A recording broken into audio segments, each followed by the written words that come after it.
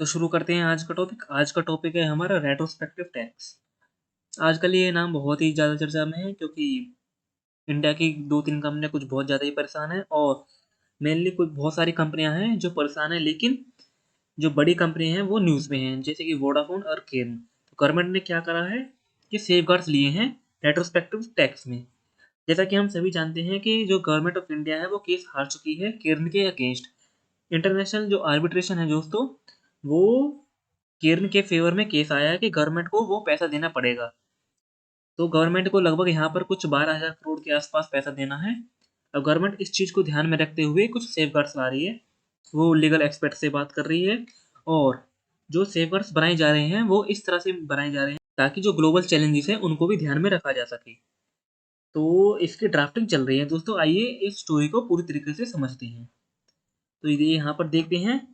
तो government government क्या कर रही है? गवर्नमेंट इंश्योर कर रही है कि जो प्रॉपर सेफगार्ड्स हैं वो होने चाहिए जो रेट्रोस्पेक्टिव टैक्स डिस्प्यूट्स हैं उनको सेटल करने के लिए, ताकि फ्यूचर में कोई ऐसा केस देखने को ना मिले जो अभी वोडाफोन और केन और बाकी 15-16 जितनी भी कंपनी है उनके साथ हमको देखने को मिल रहा है। ये ऐसा होना चाहिए कि बुलेट प्रूफ। यहाँ पर लिखा हुआ है कि गवर्नमेंट इस तरह का केस बना रही है जो बिल्कुल बुलेट प्रूफ है, मीन्स बाद के लिए कोई केस पेंडिंग नहीं रहना चाहिए। उसके बाद गवर्नमेंट क्या कर रही है? गवर्नमेंट ये डिस्कस कर रही है कि कंपनी के अलावा क्या और भी एंटिटीज हैं जो चैलेंजेस फाइल कर सकती हैं। मीन्स ऐसा नहीं है कि गवर्नमेंट ने कंपनी के अगेंस्ट केस फाइल किया तो क्या सिर्फ कंपनी ही उस केस को लड़ सकती है, कोई और भी कंपनी के शेयर होल्डर्स, कंपनी के क्रेडिटर्स, इस चीज़ के बारे में बात की जा रही है। जैसे कि मैंने आपको पहले बताया कि केरन का केस है जो वो अराउंड 12,000 करोड़ के आसपास है। तो जो टोटल अमाउंट है वो है 12,600 दोस्तों। इतना पैसा गवर्नमेंट को देना है और जो ये 12,600 करोड़ रुपए हैं ये प्रिंसिपल प्लस इंटरेस्ट है। लेकिन गवर्नमेंट क्या कह रहे हैं कि गवर्नमेंट सिर्फ प्रिंसिपल अमाउंट वापस करने के लिए सोच रही है, जो कि अराउंड 8,000 करोड़ के आसपास बैठती है। देखिए यहाँ पर क्या लिखा भी हुआ है कि government will only refund the principal tax, not any penalty और एनी इंटरेस्ट। तो आगे अब देखते हैं क्या होता है। यहाँ पर वही बात लिखी हुई है, ये बात कर रहे हैं कि कंपनी के अलावा कोई और भी केस कर सकता है, जैसे कि कंपनी के शेयर होल्डर्स वगैरह। इस चीज़ को ध्यान में रखते हुए भी हमें इंटरनेशनल लॉ को बनाना चाहिए, जो इंटरनेशनल लॉ है उसको भी पॉइंटेड आउट करना चाहिए। और जो इस तरह के केसेस हैं वे कब राइज हो सकते हैं? जब आर्बिट्रल अवार्ड, जो मतलब आर्बिट्रेशन में जो केस है वो जजमेंट है वो ग्रांटेड कर दिया गया है और कंपनी ने जो राइट है कलेक्ट करने का टैक्सेस या फिर जो भी अमाउंट है वो गिव अप कर चुकी है। मान लीजिए कंपनी ने तो गिव अप कर दिया लेकिन कोई शेयर होल्डर या फिर उससे कोई रिलेटेड पार्टी वो गिव अप नहीं करना चाहता, वो केस लड़ना चाहता है। तो इस चीज़ को रखते हुए, ध्यान में रखते हुए भी ये चीज़ें बनाई जा रही हैं, रूल्स बनाए जा रहे हैं। उसके बाद है दोस्तों, अब जैसा कि मान लीजिए जो केन कंपनी है वो केस जीत गई तो क्या होगा?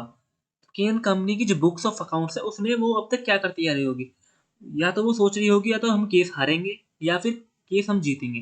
अगर हारेंगे तो क्या कर रहे होंगे? प्रोविजन की अमाउंट पेंटल में डेबिट करते आ रहे होंगे और प्रोविजन डेबिट करते आ रहे होंगे। तो इससे होगा क्या?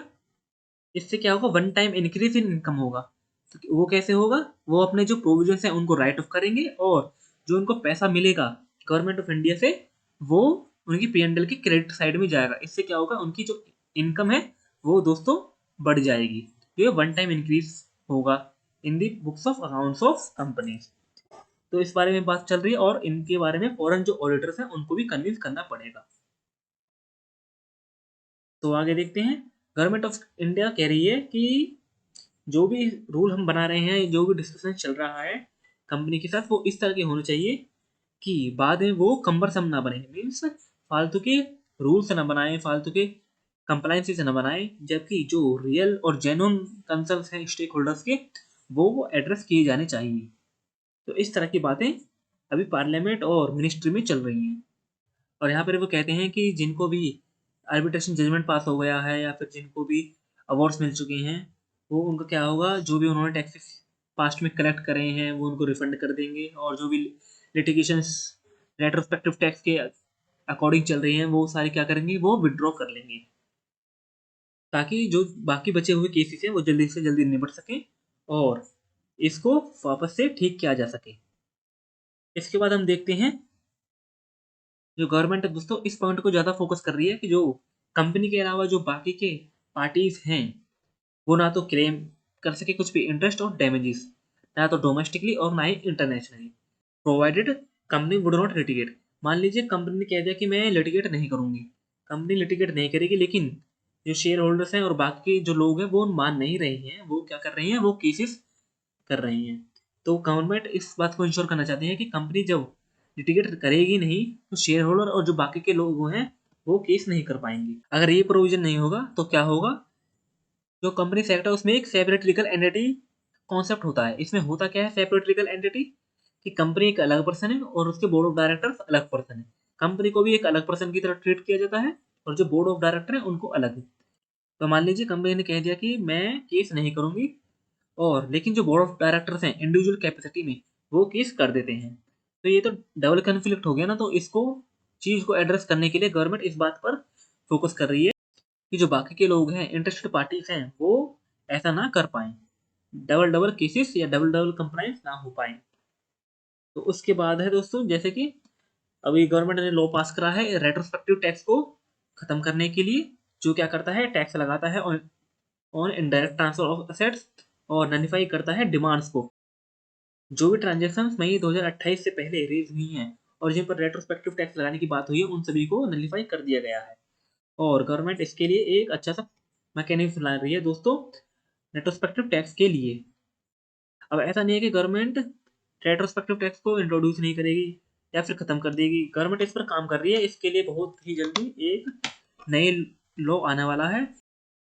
गवर्नमेंट ये मैकेनिज्म क्यों ला रही है, ताकि वो क्या करें उनके जो मुकदमे चल रहे हैं उनको खत्म कर सके, कहाँ पर इंटरनेशनल फोरम्स में भी और केयर एनर्जी के साथ, वोडाफोन एंड 15 अदर्स, जो 15 बाकी कंपनियां उनके साथ भी, ताकि जो केसेस हैं दोस्तों वो खत्म किए जा सके और जो फॉरेन इन्वेस्टर्स हैं उनमें कॉन्फिडेंस को बूस्टअप किया जा सके। अब प्रॉब्लम क्या है कि फॉरेन इन्वेस्टर्स को इस बात का डर रहता है कि बाद में अगर इंडिया ने कुछ लॉ इंट्रोड्यूस कर दिया और पिछली डेट से कोई टैक्स लगा दिया बैक डेट से, तो कंपनीज को भारी टैक्स देना पड़ जाएगा। तो इस को ध्यान में रखते हुए बहुत सारी कंपनीज इंडिया में इन्वेस्ट नहीं करती हैं, कहीं बैक डेट से वापस से टैक्स ना लग जाए।